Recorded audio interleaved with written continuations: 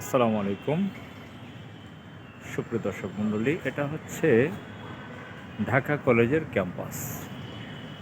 আমি এখানে যেটা উল্লেখ করতে চাই, আপনারা দেখেন যে পাখি থাকার জন্য তারা বাসা দিয়েছে।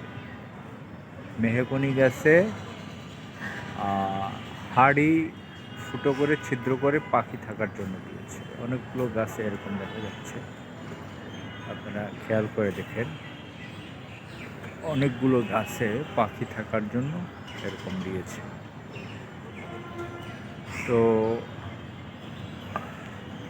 এটা বাংলাদেশের অনেক জায়গায় এখন দেখা যায়, শুধু ঢাকা কলেজের ক্যাম্পাসে না। আমি এই যে ক্যাম্পাসে ঢাকা কলেজের এখানে যতগুলো গাছ দেখছি, অনেক গাছই এই ধরনের রয়েছে।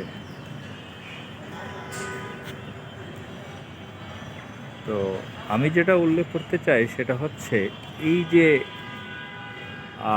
একটা ভণ্ডামি কাজ, এটাকে আমি বলবো ভণ্ডামি কাজ। কীরকম ভণ্ডামি কাজ?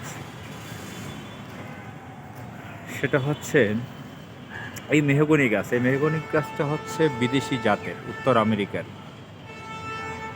এই গাছে আমাদের পরিবেশ নষ্ট করে, আমাদের পাখি এইসব গাছে খাবার পায় না, এইসব গাছে বাসা বানাতে পারে না, এইসব গাছে মাটি নষ্ট করে, আমাদের পরিবেশ ধ্বংস করে। তো এমনিতেই তো বাংলাদেশের নতুন যে শিক্ষা প্রতিষ্ঠানগুলো হচ্ছে সব বিল্ডিংয়ের মধ্যে, বড় বড় নাম করা ইউনিভার্সিটি বিল্ডিংয়ের মধ্যে মাঠ থাকে না, বাগান গাছপালা থাকে না। তো ঢাকা কলেজ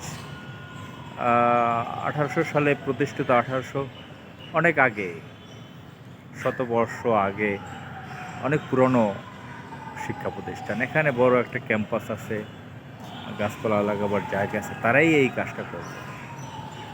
এখন দেখেন এই ঢাকা ইউনিভার্সিটিতে অনার্স আছে, মাস্টার্স আছে, এখানে সব শিক্ষিত লোকজন, বিসিএস ক্যাডাররা, শিক্ষক, এদের কি নজরে পড়ে নাই যে এই মেহগনি গাছগুলো পরিবেশের জন্য ক্ষতিকর? এখানে রেন্টি গাছ দেখা যাচ্ছে, রেন্টি গাছটা পরিবেশের জন্য, এটাও আমাদের বাংলাদেশের পরিবেশের জন্য মারাত্মক খারাপ। যদিও অনেকে শৈশব থেকে দেখে আসছে বাংলাদেশে রেন্টি গাছ, এটার পুরো হিস্ট্রি অনেকে জানেন না। নারকেল গাছ আমাদের পরিবেশের সাথে খাপ খায়, আম গাছ দেখা যাচ্ছে আমাদের পরিবেশের সাথে খাপ খায়।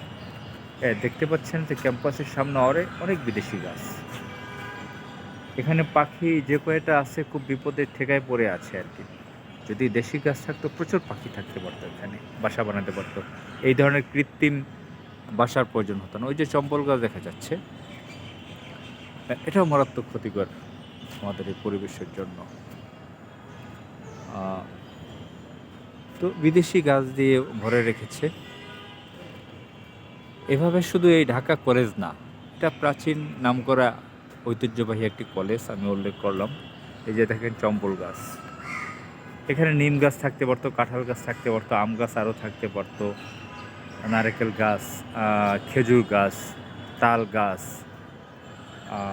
বহেরা, আমলকি, হরিতকি, এই সমস্ত ঔষধি গাছ থাকতে পারতো। অনেক আমাদের ন্যাচারাল, আমাদের জীববৈচিত্র্যের সাথে খাপ খায়, পাখি বাসা বানাতে পারে, খাবার পায়, এই ধরনের বহু গাছ আছে, খুঁজলে বের করে নিতে পারেন।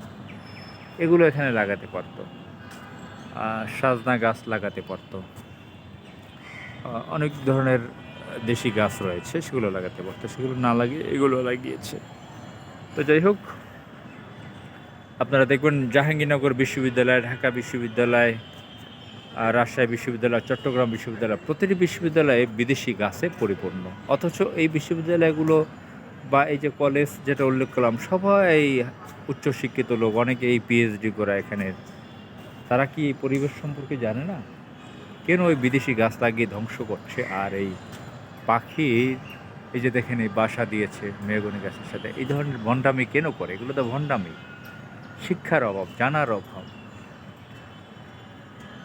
তো যাই হোক, আমরা চাই আমাদের বাংলাদেশের উন্নয়নের অংশ হিসেবে জীববৈচিত্র্যকে ঠিক করাও, এটাও উন্নয়নের অংশ হোক। শুধু অবকাঠামো না, আমাদের গাছপালা, আমাদের মাটিও, আমাদের জলবায়ু, আমাদের জীববৈচিত্র্যের সাথে যেটা মিল খায়, এই অঞ্চলের মাটির সাথে, এই এরকম গাছপালা যাতে লাগানো হয়, যাতে আমাদের পাখিগুলো বাঁচতে পারে, খাবার পায়, আমাদের মাটি ঠিক থাকে। আসসালামু আলাইকুম।